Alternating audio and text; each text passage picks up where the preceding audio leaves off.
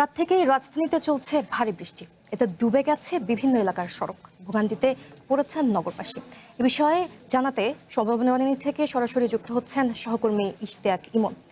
ইমন, আপনি তো এই মুহূর্তে বনানীতে রয়েছেন। গতকাল রাত থেকে তো বৃষ্টি পড়ছে, তো সেখানে জলাবদ্ধতার পরিস্থিতি কি জানাবেন এবং যানজটের পরিস্থিতি কেমন দেখছেন, নগরবাসী কি বলছে?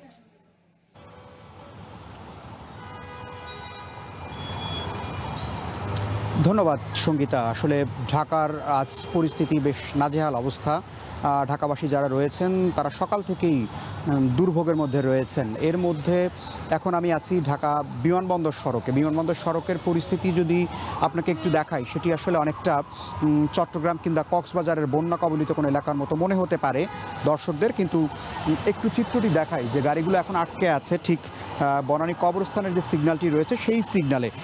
কিন্তু পুরো সড়কে যখন গাড়ি চলাচল করছে তখন বেশিরভাগ গাড়ি আমরা দেখছি যেগুলো বিষয় হলো ব্যক্তিগত গাড়ি, মোটরসাইকেল, সিএনজি, এগুলো প্রায় অর্ধ ডুবন্ত অবস্থায় এই সড়ক দিয়েই আসছে।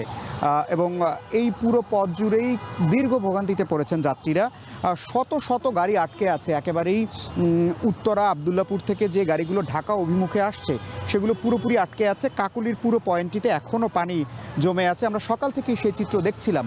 একই সাথে উল্টো পথে অর্থাৎ ঢাকা থেকে যারা বিমানবন্দর, গাজীপুর, টঙ্গী, উত্তরা এইসব এলাকাতে যাচ্ছেন, শত শত গাড়ি আটকে আছে। তীব্র যানজট দেখা দিয়েছে এই সড়কটিতে এবং এই পুরো পথ জুড়েই আসলে পানি রয়েছে, যে কারণে স্বাভাবিক গতিতে যে যান চলাচল সেটি করতে পারছেন। আপনি দেখতে পাচ্ছেন যে ব্যক্তিগত গাড়িগুলো আসার চেষ্টা করছে সেগুলো অনেকটা অর্ধ ডুবন্ত এবং বেশিরভাগ গাড়ির ভেতরে পানি ঢুকে যাচ্ছে।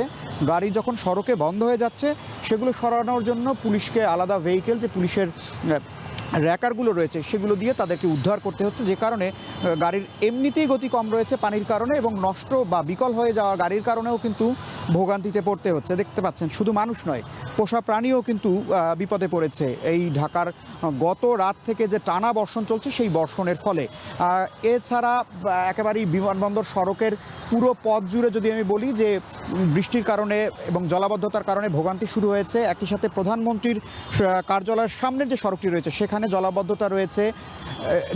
নিউ মার্কেট এলাকাতে আমরা দেখেছি সেখানে জলাবদ্ধতা রয়েছে। ঢাকার বিভিন্ন এলাকাতে জলাবদ্ধতা রয়েছে এবং এই জলাবদ্ধতা নিরসনের জন্য সিটি কর্পোরেশনের কর্মী যারা রয়েছেন তারা কাজ করছেন, কিন্তু আবহাওয়া অফিস বলছে যে আজ রাতেও এরকম টানা বর্ষণ হতে পারে। সেই ক্ষেত্রে এই যে ভোগান্তি সেটি খুব দ্রুত লাঘব হচ্ছে না এমনটি ধারণা করা হচ্ছে এবং খুব দ্রুত এই পানি নামানোর ক্ষেত্রে যে চেষ্টা হচ্ছে সেটিও খুব বেশি একটি কাজে আসছে না, কারণ বৃষ্টি শুরু হলেই আবার এই সড়কগুলো তলিয়ে যাচ্ছে এবং ভোগান্তি শুরু হচ্ছে। সঙ্গীতা।